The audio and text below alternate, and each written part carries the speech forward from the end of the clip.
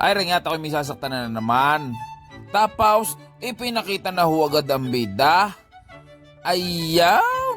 Ang sasaktan ko ho ngayon ay galing pa ho ng Kingdom of Saudi Arabia. Arehaw ang Kuya Joel Kiawait. Ayan ho ay kaibigan ho ng aking ama't ina. Ay di rin na nga. Ang gusto hong ipagawa sa akin ng Kuya Joel ay enhanced cover up. Gawa nga daw ho ang bangkalang naray ay gusto na raw niyang papaltan. Ay nausisa kong Kuya Joel kung ano yung nakatato sa likod niya. Akala ko'y bangkalang na may pakpak. Ayun pala ay griffin. Ay doon ho sa mga hindi ho nakakaalam ng griffin, ang griffin ho ay mythical creature with the head and wings of an eagle and the body of a lion. Ay itatanong nyo sa akin kung paano ko nalaman. Ay Diyos ko pa, pineapple juice. May internet naman na aba, ay di isinerch ka nang nalalaman ko rin ang ibig sabihin ng griffin ayaw. Kinamalayan ko kung anong itsura ng hayop na ayaw, ay di kaya nga may Google na eh. Ay di sa madaling sabay, winisikan na ho ng alcohol tapos kinaluskosan na ang likod ng Kuya Joel ay tang inagilaw at kinahig na ho ang libag daon. Ay di ari na nga at ipapalsak na ho natin na ring stencil. Ay ang Kuya Joel na usisa ka, tinanong ka kung kailan pa niya rin pinatataw. Ang sagot sa akin ay 1994 pa. Ay tang ina Miles, ako'y 5 taon pa lang noon na eh. Ay sa tunay lang, ako'y hindi pa maalam magposisyon ng mga panahong ayaw. Ay di ari na nga at ipinakita na ho ang Black Magic Stencil Solution.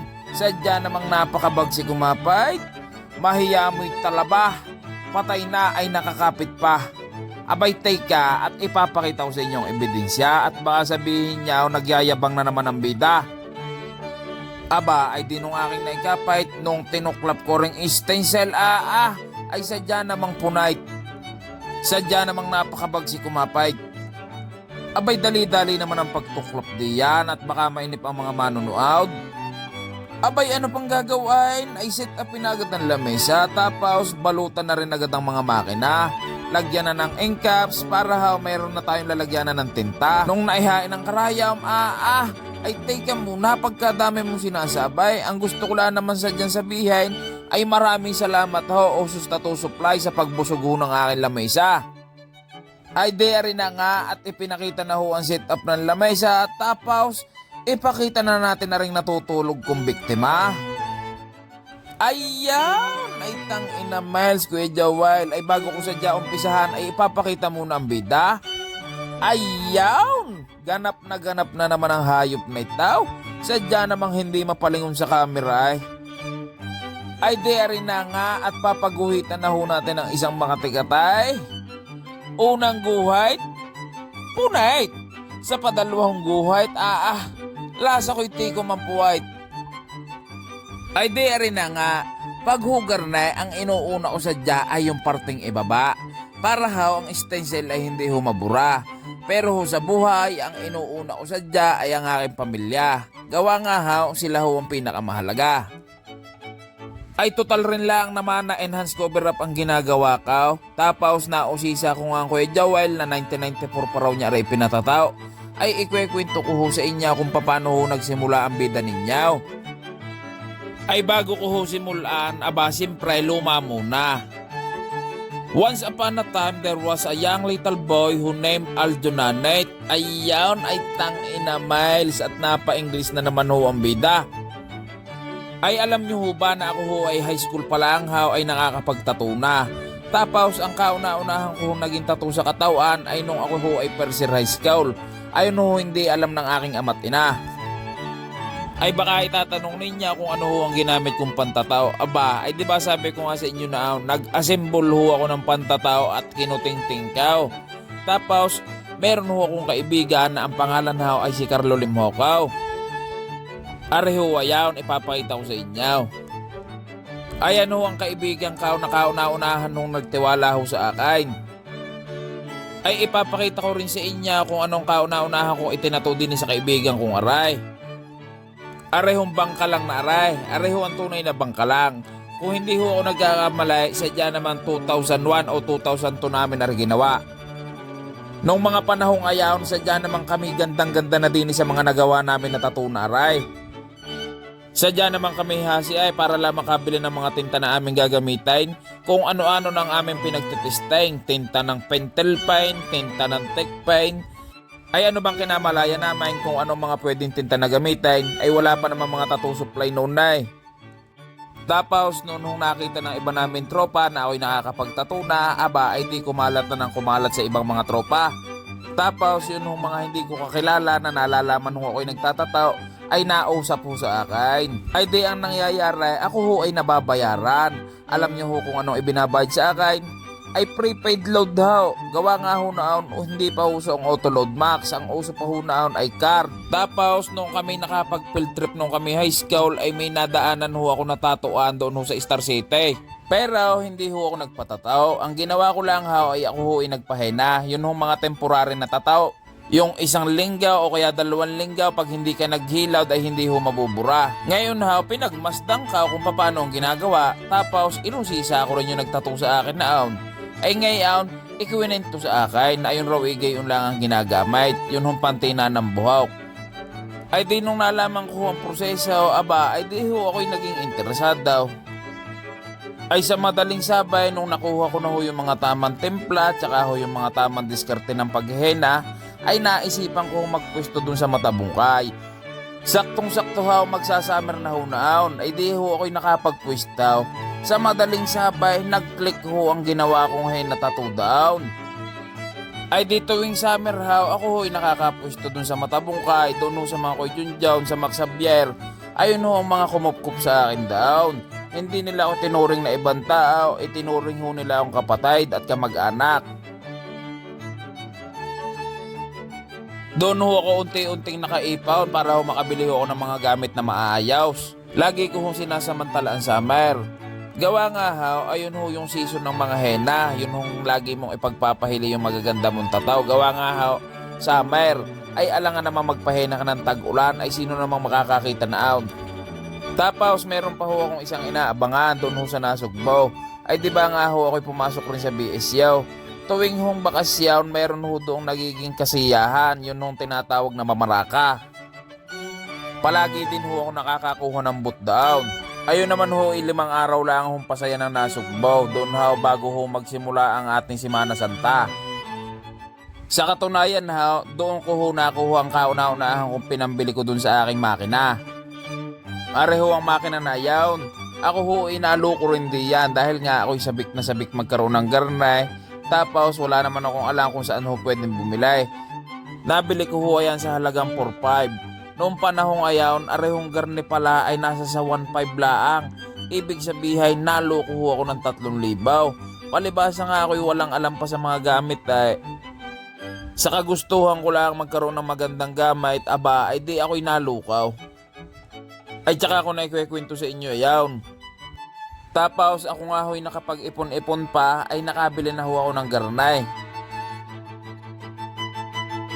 Ayan ho ang kauna-unahang tatukit na nabili ko. Ayan ho, this is a smile. Ay diba nga ho sabi ko sa inyo, ako'y sabik na sabik magkaroon ng mga gantong gamay. Gawa nga ho, sa magazine ko lang naman nakikita manggayan dati ay. Ay maidagdag ko sa kwintaw. Noon hong bibiling ko ho yung pantato na ayan ay kulang ho ang pera ko. Ako ho ay nagbenta pa ng aking sapatos para lang ho mabili ko agad ang makina na aray. Ayun ho sapatos na ayan ay regalo ho sa akin ng aking ina. Ay kako nga, sabi ko, pag ayun ay sinuot ko, ako hindi magkakapera. Pag naman ako'y bumili ng makina, ay kahit ilang sapatos ay pwede ko nang mabilay. Ay baka itatanong ninyo kung saan ako nagtatattoo na nung nabili ko ng mga makinang aray. Siyempre, wala pa ho akong tattoo shop na kaya ho ako'y nag-home service pa. Noong mga panahong aray ay wala pa akong sasakyan, ako'y pahiram-hiram lang ng motor sa aking mga kaibigan. Kaya kung mapapansin ninyo, palagi akong sunog, lagi akong maitim. Tapos nga isang beses ako'y nakapag-home service. Ang napag-home service ang kuha ay lugar ho ng mga demonyo. Abay sukat ninyo, hindi ho ako binayaran tapos ako'y binantaan pa. Hinainan pa ako ng baril ay tang inagilew. Doon ho sa pangyayari na iyon ay doon ko ho naisipan na magtayo na ng aking sariling tattoo shop. Noong mga panahong ayan ay wala naman akong kakayanang kumuha ng tattoo shop kaya naisipan ko na di nila ako magtatattoo sa ilalim ng hagdan namin, hindi sa bahay ng lula ko. Bago ho ako nagkapwesto ng tatuan na nakagis na ninyo ay ito ho ang kauna-unahan na pwesto ko sa ilalim ho ng hagdan ng lola ko. Doon ho sa mga hindi nakakaalam, dito ho ako nagtatato dati. Yan lang ang pwesto dati. Madami-dami din ako natatuan dyan. Tapos dumadami na ho ang aking kliyente, aba siyempre kakahiya na ho din sa ilalim ng hagdan. Ay ngayon ay ang mama ko'y may tindahan, tapos napatigil na ho. Ay di sabi ko, ipapaayos ko na lang at gagawin ko na lang akong tatuan. Ay sa madaling sabay, pumayag naman ho ang mama ko, kaya ho na ipaayos ko. Ay di rin ho ang nagsilbi kong tatuan at tinawag ko ho aring MOP tattoo. Doon ho sa mga hindi nakakaalam kung ano ho ang ibig sabihin ng MOP tattoo, ayan ho ay Master of Pain. Gawa nga ho, ang tawag ho sa akin din sa liyan ay Master. Tapos ako ho ay nakakasakit, kaya ho, ginawa ko na lang ho Master of Pain. Tapos ay di nung tumatakbo na ho ang tatuan ko, ay gusto ko ho ba meron akong credential. Aba ay di naisipan kong sumali din sa Piltag. Ay doon ho sa mga hindi nakakaalam, ako ho ay Piltag member, batch 10. Ngayon ho, hindi ko na ho alam ang nangyayari doon. Gawa nga ho, may nagtanggal ho sa akin sa GC. Ay sabi ko, hayain na at ako naman ay medyo busy na din. Pero kako nga kung ako'y iimbitahin tapos ako'y tatawagan, ay bakit ba ang hindi? Ang pagmamahal at loyalty ko naman nasa Piltag pa din na eh. Tapos baka ho may magtatanong sa akin kung ako'y sumasali ng mga tattoo competition dati. Abay uhaw, ako rin naman inananalo ay. Sa tunay lang haw, ang hindi ko pala ho napapanalunan ay first place. Ako ho ay nananalo ng second place, third place, fourth place, maalain hanggang 10th place nga ho ako'y meron ring award din sa Siapgao. Sadya naman libot at suot ko lahat ng mga may tattoo competition dati ay.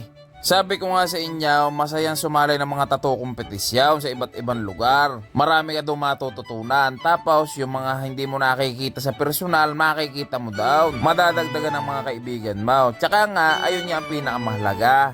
Meron kang matututunan. Pero sa tunay, mahirap ho rin sumali ng tattoo kompetisyon. Ay gaya ko ha, ako'y taga din sa Lian, Batangas. Tapos ako'y dadayo ng Maynila. Ay no naman ako'y walang pang hotel eh. Sadyang ang daladala ko lang na aon ay pocket money. O kaya minsan pag may nalas-malas pa at walang pang entry ang aking model, ay ako na rin na nagbabayad para lang ako'y mapalaban sa tattoo kompetisyon. Ang mahirap mo nito pagkakatapos ng tattoo kompetisyon ay palibasa nga ay sa malalayong lugar ginaganap, aba hindi ako uuwi pa. Pag may nalas-malas at hindi ko inabutan yung last trip, aba ay sadya namang sa bangkay ako natutulog ay. Pag ikaw ay nangangarap, dapat handa ka rin magsakripisyo. Ay sadyang ako'y tiis, ay bakit ba? Ay gusto ko rin ginagawa ko ay. Nakakasali ako sa mga maliliit na tattoo kompetisyon. Ngayon, nakakasali na ho rin ako sa malalaking tattoo kompetisyon. Gaya ho na rin dut-dutan aray. Ayan ho ang kalimitang itinatanaw sa tatuan. Kung ikaw ba ay sumasali ng dut-dutan. Ay ayan ho ang patunay. Ay simula ho 2010 hanggang ho nitong huling dut-dutan, ako ho ay naroroon. Tapos ho ngayon may mga nagtatanong sa akin kung bakit raw ako hindi na sumasali ng tattoo kompetisyon. Ay nila akong maisasagot ko. Medyo busy na ho sa Siapgao. Hindi ko na ho kailangan makipagpaligsahan dahil alam ko naman ho sadyang laging meron ho mas magaling.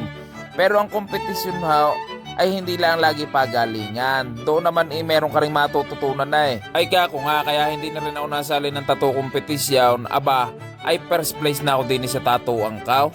Din na lang ako magpopo sa mga kliyente kao. At sigurado hong champion na kao. Tapos ho ngayon, hindi naman ho sa panganaw, ay nagiging hurado na rin ho ako. Ay tingnan naman ho ninyo, from doon ho sa natutulog sa bangkay, tapos ngayon, napakaganda na ho ng upuan kao. Napakaganda na ho rin ng mga nagiging pwistaw. Nakakatuwa lang ho sadya, gawa nga ho, nagsimula ho sadya ako sa wala. Walang alam, sariling sigap, YouTube lang ang kakampi ko noon. Wala naman malapit na tattoo shop o kakilalang tattoo artist sa Lian noon na eh. Ang mga magagaling sadya magtatato noon ay lahat halos karamihan nasa Maynila. Ay sino ba naman magiging magtatato din sa Lian? Ay sa liit ng bayan ng Lian, ni wala nga ho din ng Jollibee. Ang meron lang ho din ni 7-Eleven tsaka yung Alphamart na yan. Buti na lang sadya at ako'y semi-suwail. Sadyang sinunod ko ang gusto ko, sinunod ko ang pangarap ko. Ako sadya'y nagpapasalamat sa mga kaibigan ko na nagtiwala sa akin, sa mga naniwala at sumuporta sa akin. Ay doon naman ho sa mga hindi naniniwala ay salamat pa rin. Gawa nga haw, kayo ho ang nasa sa isip kaw habang ginagawa kaw at rinatrabaho kaw ang pangarap kaw. Habang kayo lagi nandito yan at hindi nananawa sa pagpuna sa bida, ay alam nyo bang ako'y natatawalaan sa inyo? Gawa nga haw, ako ho ay patuloy sa pag-asensyaw bago kayaw ay nandito yan lang sa pwesto ninyo. Kayo ay nakatunga nga lang diyan sa gilid. Tapos inaabangan nyo lang kung kailan ako papalpak. Ay tangina Miles! May sahod ho ba yung mga pinagagagawa ninyo at baka sakaling makapag-apply din? Ayaw nyo sa akin pero lagi kayo nakasubaybay sa mga video na pinagagagawa ko. Aba ay hindi ko kayo maintindihan. Ay kainaman. Ay sa tunay lang, sadyang ako'y napapatawa sa inyo ay. Gawa nga, hindi naman ako namimilit na magpatato kayo sa akin ay. Ay di ba nga ho sabi ko sa inyo, malaya ho kaya kung saan nyo ho gusto. Basta ko ho ay hindi ho ako nakikipagbagalingan. Tanggap ko ho na meron ho palaging mas magaling. Ay doon naman ho sa mga naiinggit at ayaw hong pumikit ay maganda ho ayan. Para makita ho ninyo kung ano ho ang magandang kalalabasan. At saka pa, alam nyo ba kung bakit kayo mapait? Gawa nga yung gusto nyong makamait, sa akin ho napapatikait. Gayon ho talaga pag mabait, hindi ho napapatay ko mampuwait. Ay ha, last na, kayo ho ay wag na mainggit, para ho ang inyong mga pangarap ay inyong makamait. Trabahuhin nyo ho ang mga pangarap ninyo, wag na ho kayo magkumpara kung kani-kaninaw. Kanya-kanya ho tayo ng kapalaran sa buhay. Pero sa tunay lang ha, tayo ho pala'y nagkakahaba na naman ng istorya. Hindi ko ho namamalayan arehong itinatatukaw ay tapos na ho pala. Ayaw, ay tangina gilew, sadya namang sagak na sagak. Ay kayo na ho ang bahalang sumaintain siya kung ano sadya naging resulta. Gawa nga ha, arehong aming sakitan sesyon ay tapos na ho pala. Ayaw, at nagpakita na naman ha ng magagandang transisyon. Ay nung naipakita yung bangka lang na may pakpak na gawa noong 1994, aba, ay ipakita natin yung gawa ng 2023. Ay tangina Miles, ayun pala yawn. Leon na may pakpak tapos may kuko ng agila, ay tangina gilew. Ay maraming salamat ha Kuya Joel sa inyong pagtitiwala sa ako na ang bahala. Ay hanggang sa susunod na lang ho natin sakitan. Ay yawn at nakapagpalagutok na ho ng isa. Ay doon ho sa mga may katanungan, pwede nyo ho akong i-message din ay sa aking Facebook page. Arehong unang guhit, punait ni Aljunanite. Pwede nyo rin ako i-message din ay sa aking Instagram. Ay baka ho kayo napapaibig. Arehong aking unang guhit punit clothing ay available na ho rin din ho sa aking tatuan. Ay siya, pasyalan nyo na lang ho ako din sa aking tatuan din sa Lian, Batangas.